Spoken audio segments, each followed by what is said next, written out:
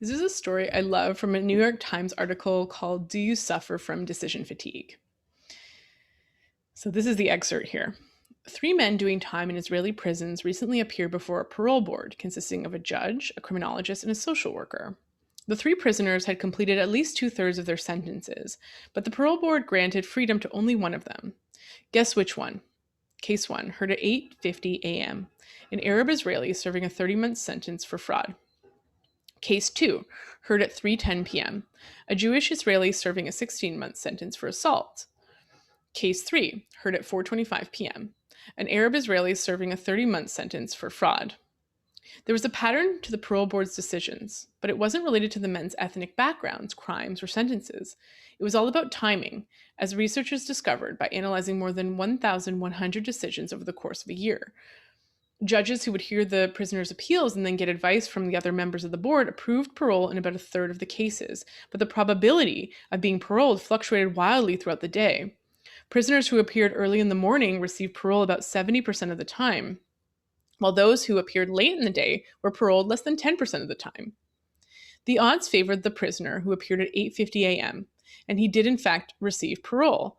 But even though the other Arab Israeli prisoner was serving the same sentence for the same crime, fraud, the odds were against him when he appeared on a different day at 4:25 in the afternoon.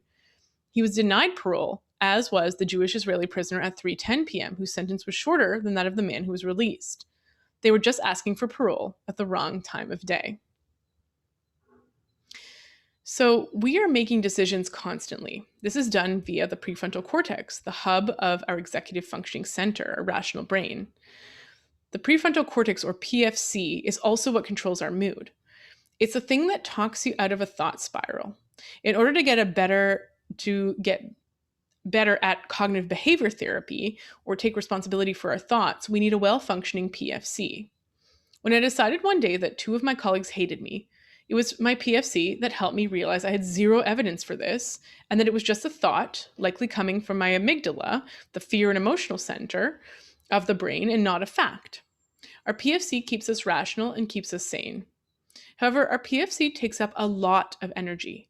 Remember that our brain takes up 60% of the glucose in our bloodstream. And that energy, like a battery, drains throughout the day. A patient of mine was confused that she would eat well at 10 a.m. and then scarf down the donuts at 4 p.m. that someone put out every day at work. I told her this wasn't surprising. She was simply experiencing something called decision fatigue or prefrontal cortex fatigue or willpower fatigue, whatever you want to call it, the same thing afflicting the parole board in that New York Times article. Willpower is a real thing. It's a muscle. Studies with children and marshmallows show that when given complex tasks that deplete their PFC activity, like math problems, they're less likely to hold back from impulsive behavior, like choosing to eat one marshmallow now rather than holding off for two marshmallows in a few minutes. So many of my patients end their workday exhausted, fried, irritable, anxious, and craving sweets. Those who suffer from addictions are more likely to engage in those addictive behaviors when decision fatigue sets in and their PFCs are no longer able to hold them back. Just like the Israeli parole board, why do our decision making faculties, mood regulation, and mental health decline in the afternoon? Blood sugar. The New York Times article concluded that once the parole board was given a snack in the afternoon, their decision making and sentencing evened out and became more fair. Their snack was something like juice and a little sandwich, however, which would be even better if they had front loaded their calories throughout the day and included more protein at breakfast and lunch. Perhaps they could have had a 30-gram protein breakfast, maybe a protein-rich snack if they needed it in the morning. They could have had a big protein-rich lunch, not just a measly salad or soup or sandwich, but a real meal with chicken or fish, vegetables, and a complex carbohydrate. They could have had a protein-rich snack like fruit and pumpkin seed, for example, in the afternoon. And so I sometimes tell my patients to just go ahead and eat the donut if that's what they're truly craving, but to have it with some protein. And this might look like ordering one of those peanut butter packs from the coffee shop or a little bag of nuts, something to improve the nutrient density of their meal so that they feel more satiated.